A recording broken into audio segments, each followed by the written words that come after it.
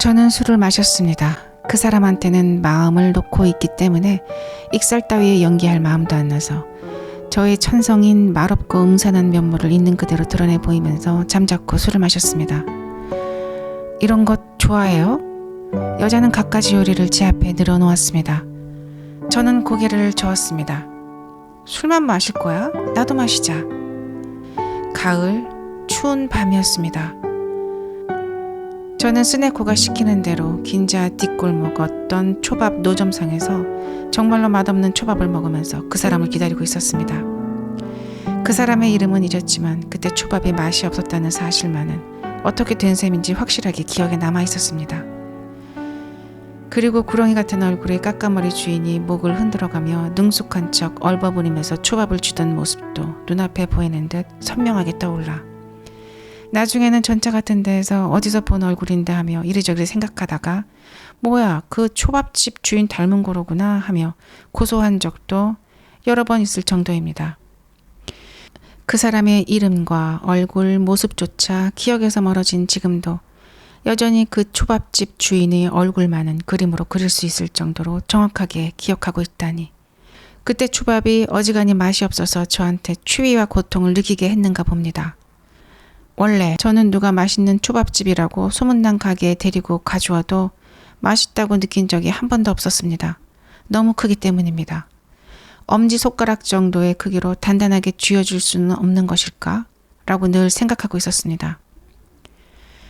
혼조에 있는 목순의 집 2층에 그 사람은 새들어 있었습니다. 저는 그 2층에서 평상시 저의 음산한 마음을 조금도 숨기지 않고 심한 치통이라도 앓고 있는 것처럼 한쪽 손으로 볼을 누른 채로 차를 마셨습니다. 그리고 그런 제 모습이 오히려 그 사람의 마음에 들었던 것 같습니다. 그 사람도 주위에서 차가운 삭풍이 불고 낙엽만이 휘날리는 듯한 완전히 고립된 느낌의 여자였습니다. 함께 자면서 그 사람은 나보다 2살 연상이라는 것, 고향은 히로시마라는 사실을 알게 되었습니다. 그 여자는 나한테는 남편이 있어 히로시마에서 이발소를 하고 있었어. 작년 봄 함께 가출해서 도쿄로 도망쳐 왔지만 남편은 도쿄에서 제대로 일을 잡기도 전에 사기죄로 잡혀서 형무소에 들어갔어. 나는 매일 이런 것 저런 것 차입하러 형무소에 다니고 있지만 내일부터는 그만둘래. 등의 얘기를 늘어놓았습니다. 저는 어떻게 된 셈인지 여자의 신세 타령 같은 것에는 전혀 흥미를 못 느끼는 성격인데 여자들이 얘기를 잘 못하는 것인지 얘기의 중점을 잘못 잡은 것인지 어쨌든 저는 늘 마이동풍이었던 것입니다. 쓸쓸해. 저는 여자들의 첫마디 만마디 신세 한탄보다도 그 한마디 중얼거림에 더 공감이 갈 게 틀림없다고 생각하지만 이 세상 여자들한테서 끝내 한 번도 그 말을 들은 적이 없었다는 것은 괴상하고도 이상하다고 생각합니다. 그렇지만 그 사람은 말로 쓸쓸해라고 하지는 않았지만 무언의 지독한 쓸쓸함을 몸 바깥에 한 폭 정도 되는 기류처럼 두르고 있어서 그 사람에게 가까이 다가가면 이쪽도 그 기류에 휩싸여 제가 지니고 있는 다소 가시돋친 음산한 기류하고 적당히 섞여서 물속 바위에 자리 잡은 낙엽처럼 제 몸은 공포나 불안으로부터 멀어질 수 있었던 것입니다. 저 백치 창녀들 품 안에서 안심하고 푹 잘 수 있었던 느낌하고는 또 완전히 다르게 이 사기범의 아내하고 보낸 하룻밤은 저한테는 행복하고 해방된 밤이었습니다. 그렇지만 단 하룻밤이었습니다. 아침에 잠이 깨어 일어난 저는 원래대로 경박하고 가식적인 익살꾼이 되어 있었습니다. 겁쟁이는 행복마저도 두려워하는 법입니다. 솜방망이에도 상처를 입는 법입니다. 행복에 상처를 입는 일도 있는 겁니다. 저는 상처 입기 전에 얼른 이대로 헤어지고 싶어 안달하며 예의 익살로 연막을 쳤습니다. 돈 떨어지는 날이 인연 끊어지는 날이라는 속담은 말이야 세상에서 하는 해석처럼 돈이 떨어지면 여자한테 버림받는다는 뜻이 아니란 말이야. 남자가 돈이 떨어지면 자연히 의기소침해지고 못쓰게 되고 웃는 소리에도 힘이 없어지고 괜히 비뚤어지거나 해서 말이야 끝내는 자포자기에서는 남자 쪽에서 여자를 버리게 되거든. 반쯤 미친 듯이 뿌리치고 내친다는 뜻이지. 간해자와 대사전이라는 책에 의하면 그렇다는군. 딱하게도 나는 그 마음을 이해해. 분명히 그런 시시한 얘기를 해서 스네코를 웃긴 걸로 기억합니다. 궁둥이가 너무 질기면 안 되지. 뒤가 무거워서 얼굴도 씻지 않고 재빨리 철수했습니다만 그때 제가 돈이 떨어지는 날이 인연이 끊어지는 날이라고 한 허튼 소리는 나중에 가서 의외의 인연을 만들어냈습니다. 그러고 나서 한 달 동안 저는 그날 밤의 은인을 만나지 않았습니다. 헤어지고 나서 날이 감에 따라 희열은 사라지고 오히려 일시나마 신세를 진 일이 어쩐지 두려워져서 공연히 혼자 심한 속박을 느끼게 되었고 술값 계산을 그때 전부 스네코한테 부담시켰던 일까지도 점차 마음에 걸리기 시작했습니다. 결국은 스네코 역시 하숙집 딸이나 저 여자 고등사범처럼 저를 위협하는 여자로 느껴졌고 멀리 떨어져 있으면서도 끊임없이 스네코에게 겁먹게 되었습니다. 게다가 저는 함께 잔 적이 있는 여자를 다시 만나게 되면 왠지 그 순간 상대방이 갑자기 불처럼 화를 낼 것 같은 생각이 들어서 만나는 것을 몹시 내켜하지 않는 성격이었기 때문에 점점 더 긴자를 멀리하는 꼴이 되었습니다. 그러나 결코 내켜하지 않은 그 성격은 결코 제가 교활해서가 아니고 여자라는 것이 함께 잔 일과 아침에 일어나고 나서부터의 일 사이에 조금도 티끌만큼도 연결짓지 않고 완전히 잊어버린 듯 완벽하게 두세 개를 단절시키며 살아가는 그 불가사의한 현상이 잘 이해되지 않았기 때문이었습니다. 11월 말쯤 저는 호리키와 간다의 포장마차에서 싼 술을 마셨는데 이 아구는 포장마차에서 나오고 나서도 어디 가서 좀 더 마시자고 주장했고 저희한테 더는 돈이 없었는데도 그래도 마시자 하며 끈덕지게 조르는 것이었습니다. 그때 저는 취해서 간이 커져 있었는지도 모르겠습니다. 그래? 그럼 꿈나라로 데려다 주지. 놀라지 말라고. 주지 육림이라고 하는 카페인가? 그래. 가자. 그렇게 되어 둘은 전철을 탔고 호리키는 들떠서 말했습니다. 나 오늘 여자한테 굶주려 있어. 여급한테 키스해도 괜찮겠지? 저는 호리키가 그런 추태를 부리는 것을 그다지 좋아하지 않습니다. 호리키도 그것을 알고 있기 때문에 저한테 다짐을 한 것입니다. 알겠지? 키스할 거다. 내 옆에 있는 여급한테 꼭 키스할 거야. 괜찮지? 괜찮겠지. 아, 고마워. 내가 지금 여자한테 몹시 굶주려 있거든. 긴자 4번가에 내려서 소위 주지 육립인 큰 카페에 스네코만을 믿고 거의 무일푼 상태로 들어가 비어있는 박스 안에 호리키하고 마주 앉자마자 스네코와 또 한 사람의 여급이 쫓아왔습니다. 그런데 그 또 한 사람의 여급이 내 곁에 그리고 스네코가 호리키 옆에 털썩 앉았기 때문에 저는 아차했습니다. 스네코는 이제 곧 키스당한다. 아깝다고 생각한 것이 아니었습니다. 저한테는 원래 소유욕이라는 것이 적었고 또 어쩌다가 미약하게 아깝다는 마음이 드는 일이 있어도 감히 그 소유권을 당당하게 주장하며 남하고 다툴 만한 기력은 없었습니다. 나중에 제 내연의 처가 강간당하는 것을 잠자코 보고만 있는 일조차 있었을 정도입니다.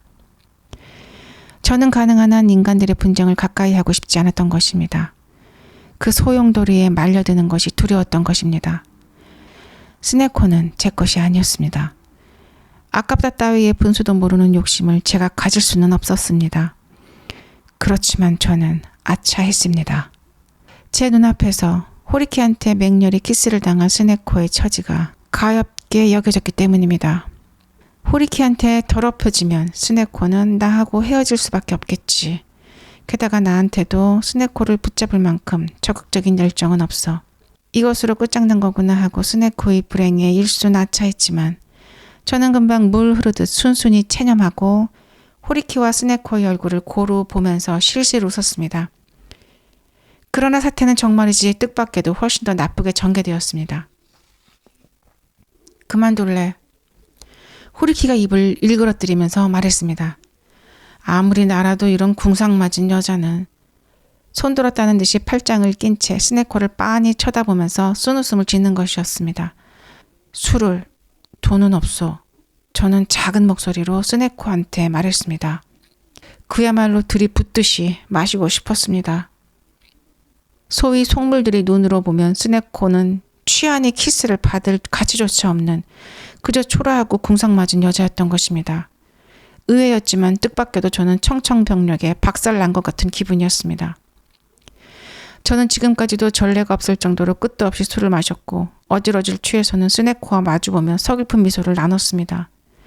글쎄 듣고 보니 이건 묘하게 지쳐빠진 궁상맞은 여자로군 하는 생각이 듦과 동시에 없는 사람들끼리의 동질감 같은 것이 치밀어 올라와서 스네코가 사랑스럽고 불쌍했고 태어나서 처음으로 그때 적극적으로 미약하나마 사랑의 마음이 싹트는 것을 자각했습니다. 토했습니다. 정신을 잃었습니다. 술을 마시고 그렇게 정신을 잃을 만큼 취한 것도 그때가 처음이었습니다. 눈을 떴더니 머리맡에 스네코가 앉아 있었습니다. 혼조의 목수네 집 2층 방에 누워 있었던 것입니다. 돈 떨어지는 날이 인연 끊어지는 날이라고 하셔서 농담인 줄 알았더니 진담이었나 봐. 정말로 와주지 않았어. 참 복잡한 인연의 끝이네. 내가 돈을 벌어서 대주어도 안 될까? 안 돼. 그러고 나서 여자도 누웠고 새벽녘에 여자 입에서 죽음이라는 단어가 처음 나왔습니다. 여자도 인간으로서 삶을 영위해 나가는데 완전히 지쳐버린 것 같았습니다. 또 저도 세상에 대한 공포, 번거로움, 돈, 예의운동, 여자, 학업 등을 생각하면 도저히 더 이상 견뎌내며 살아갈 수 없을 것 같아 그 사람의 제안에 쉽게 동의했습니다. 그렇지만 그때는 아직 죽지 않은 각오가 진지하게 서 있지 않았던 것입니다. 어딘가 놀이가 깃들여져 있었습니다. 그날 오전 우리 두 사람은 아사쿠사를 헤매고 다니다가 다방에 들어가서 우유를 마셨습니다. 당신이 내줘요. 일어서서 소매에서 지갑을 꺼내어 여니 동전 세입분. 수치심보다도 참담한 느낌이 엄습했고 금방 뇌리에 떠오르는 것은 셋육안의 내방, 교복과 이불만이 남아있을 뿐 이제는 더 이상 전단포에 맡길 만한 것 하나 없는 황량한 방. 그 밖에도 내가 지금 입고 있는 이 잔무늬 옷과 망토뿐 이것이 내 현실인 것이다. 더 이상 살아갈 수 없다는 것을 확실하게 깨달았습니다. 제가 우물거리고 있으니까 여자가 일어나더니 제 지갑을 들여다봤습니다. 어머나 겨우 그것뿐이야? 무심한 목소리였습니다만 그것 또한 뼈에 사무치게 아팠습니다. 처음으로 제가 사랑한 사람의 말이었던 만큼 쓰라렸습니다. 동전 세입은 돈도 아니었던 것입니다. 그것은 그때까지 제가 맛보지 못했던 기묘한 굴욕이었습니다. 도저히 더 이상 살아갈 수 없는 굴욕이었습니다. 필경 당시의 저는 아직 부잣집 도련님이라는 자각에서 벗어나지 못했던 것이겠죠. 그때 저는 자진해서라도 죽으려고 진심으로 결심했습니다. 그날 밤 저희는 가마쿠라의 바다에 뛰어들었습니다. 여자는 이 허리띠는 가게 친구한테 빌린 거니까 하면서 허리띠를 풀어서는 개어서 바다 위에 올려놓았고 저도 망토를 벗어서 같은 곳에 놓아두고 함께 물속으로 뛰어들었습니다. 여자는 죽었습니다. 그리고 저는 살아남았습니다. 제가 고등학생이기도 했고 또 아버지 이름도 얼마가는 소위 뉴스 카치라는 것이 있었는지 신문에서도 꽤 크게 다루었나 봅니다. 저는 해변에 있는 병원에 입원하게 되었는데 고향에서 친척 중 한 사람이 와서 이런저런 뒤처리를 해주었습니다. 그는 고향에서 아버지를 비롯한 온 집안 식구가 격노하고 있으니 이제 생가로부터 의절당할지도 모른다고 저한테 말하고 돌아갔습니다. 그렇지만 저는 그런 것보다도 죽은 스네코가 그리워서 훌쩍훌쩍 울고만 있었습니다. 정말로 그때까지 만났던 숱한 사람들 중에 그 궁상맞은 스네코만을 좋아했던 것이니까요. 하숙집 딸한테서 단가를 50개나 적은 긴 편지가 왔습니다. 살아줘요 라는 묘한 말로 시작하는 단가만 50개였습니다. 또 제 병실에는 간호사들이 명랑하게 웃으면서 놀러왔고 그 중에는 제 손을 꼭 쥐다가 가는 간호사도 있었습니다. 제 왼쪽 폐에 탈이 있는 것은 그 병원에서 처음 발견되었는데 그 사실은 저한테 대단히 유리하게 작용했습니다. 이윽고 저는 자살 방조죄라는 죄명으로 병원에서 경찰서로 끌려갔지만 경찰에서는 저를 병자로 취급해 주어서 특별히 보호실로 수감되었던 것입니다.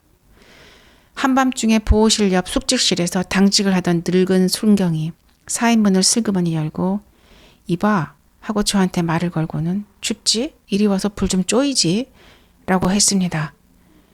저는 일부러 다소곳하게 숙직실로 들어가서 의자에 걸터앉아 화롯불을 쬐었습니다. 죽은 여자가 그립지? 네. 일부러 꺼질 것 같은 가느다란 목소리로 대답했습니다. 그게 바로 인정이라는 거지. 그는 점차 거들먹거리기 시작했습니다. 처음 여자하고 관계를 맺은 곳은 어딘가? 마치 재판관처럼 점잖은 척 묻는 것이었습니다. 그는 제가 아이라고 얕잡아 보고는 가을밤의 심실풀이로 자기가 취조 주임이라도 되는 양 음담 비슷한 수레를 끌어내려는 심산인 것 같았습니다. 저는 재빨리 그 의도를 알아차렸고 웃음이 터지려는 것을 참느라 애먹었습니다.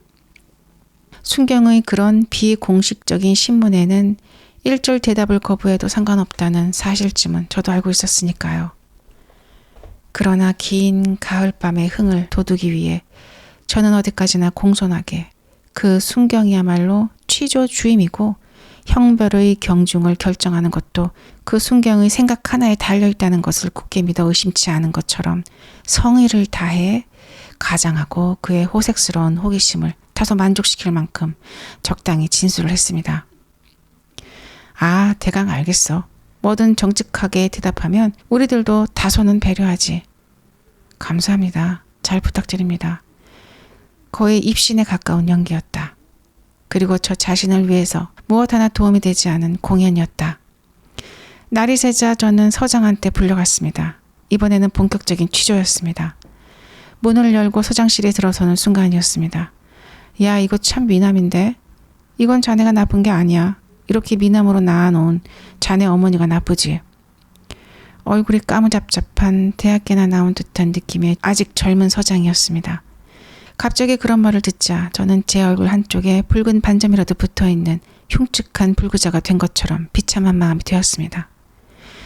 유도 혹은 검도 선수 같은 서장의 취조는 실로 담백해서 간밤의 은밀하고 집요하게 짝이 없던 노순경의 호색적인 취조하고는 하늘과 땅만큼 차이가 있었습니다.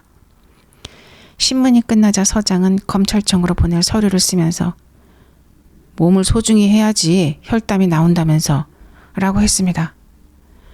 그날 아침 이상하게 기침이 나서 기침을 할 때마다 손수건으로 입을 가렸는데 그 손수건에 빨간 우박이 내린 것처럼 피가 묻어져 있었던 것입니다. 그러나 그것은 목에서 나온 피가 아니라 어젯밤 귀 밑에 생긴 작은 종기를 만지작거릴 때 거기에서 나온 피였습니다. 그렇지만 저는 사실을 밝히지 않는 편이 저에게 유리한 점이 있을 것 같은 생각이 문득 들어서 그저 네 하고 눈을 깔고 얌전하게 대답해 두었습니다. 서장은 서류를 다 쓰고 나더니 말했습니다. 기소가 될지 어떨지 그건 검사가 결정할 일이지만 자네 신원을 인수할 사람한테 전부나 전화로 내일 요코하마 검찰청으로 와달라고 부탁하는 편이 좋겠어. 누구든 있겠지? 자네 보호자라든가 보증인 말이야. 아버지의 도쿄 별택에 출입하던 고소화 골동품 상인 시부타. 저희하고 한 고향 사람으로 아버지의 심부름꾼 같은 역할도 겸했던 땅딸막한 40대 독신 남자가 제 학교 보증인으로 되어 있었던 것을 저는 기억해냈습니다. 그 남자의 얼굴이, 특히 눈초리가 넙치 비슷하다고 해서 아버지는 언제나 그 남자를 넙치라고 불렀고 저도 그렇게 부르는데 익숙해져 있었습니다. 경찰 전화번호부를 빌려서 넙치네 집 전화번호를 찾아낸 다음 넙치한테 전화해서 요코하마 검찰청으로 와달라고 부탁했더니 넙치는 사람이 변한 것처럼 거만한 말투로 어쨌든 승낙해 주었습니다. 자네 그 전화기 얼른 소독하는 게 좋아. 글쎄 혈담이 나온다니까 말이야. 제가 다시 보호실로 돌아오고 나서 순경들한테 그렇게 이르는 서장의 큰 목소리가 보호실에 앉아있는 제 귀에까지 들렸습니다. 점심때가 지나자 저는 가느다란 끈으로 허리를 묶었고 그 끈 끝을 젊은 순경이 꽉 쥐고 둘이 함께 전차를 타고 요코하마 시로 향했습니다. 그렇지만 저한테는 조금의 불안감도 없었고 경찰서 보호실도 노순경도 그리웠습니다. 아, 저는 어째서 이럴까요? 죄인으로 포박당하자 오히려 마음이 놓이고 편안하게 가라앉다니 그때의 추억담을 지금 쓰면서 정말이지 느긋하고 즐거운 기분이 되는 것입니다. 그러나 그 시절의 추억 가운데에서도 단 한 가지 진땀나는 평생 잊을 수 없는 비참한 실수가 있었습니다. 저는 검찰청의 어두컴컴한 방에서 검사로부터 간단한 추적을 받았습니다. 검사는 40세 전후의 조용한 사람이었고 곰살 맞은 인품은 아닌 것 같아도 저도 전혀 경계하지 않고 멍하니 진술하고 있었습니다. 갑자기 예의 기침나기에 저는 소매에서 손수건을 꺼냈는데 문득 거기 묻은 피를 보고 이 기침 또한 무슨 소용이 닿을지도 모른다는 천박한 술책으로 쿨럭쿨럭하고 두어 번 거기다 가짜 기침까지 요란하게 보태어 기침을 한 후에 손수건으로 입을 가린 채 검사 얼굴을 흘낏 본 순간 진짜요? 조용한 미소였습니다. 진땀이 석대 흘렀습니다. 아니, 지금 생각해도 콱 죽고 싶어집니다. 중학교 시절 저 바보 다케이치한테서 일부러 그랬지? 라는 말로 등에 칼을 맞아 지옥으로 굴러 떨어졌을 때의 느낌, 그 이상이라고 해도 결코 과장이 아닌 기분이었습니다. 그 일과 이 일, 이 두 가지는 제 생애의 연기 중 대실패의 기록입니다. 검사의 그런 조용한 모멸에 맞닥뜨리느니 차라리 10년형을 구형받는 편이 나았다고 생각할 때조차 가끔 있을 정도입니다. 저는 기소유예가 되었습니다. 그렇지만 전혀 기쁘지 않았습니다. 다시 없는 비참한 심경으로 검찰청의 대기실 벤처에 앉아 저를 데리고 올 넙치를 기다리고 있었습니다. 등 뒤에 있는 높은 창에서 석양에 물든 하늘이 보였고 기러기가 여자라는 글씨를 그리며 날고 있었습니다.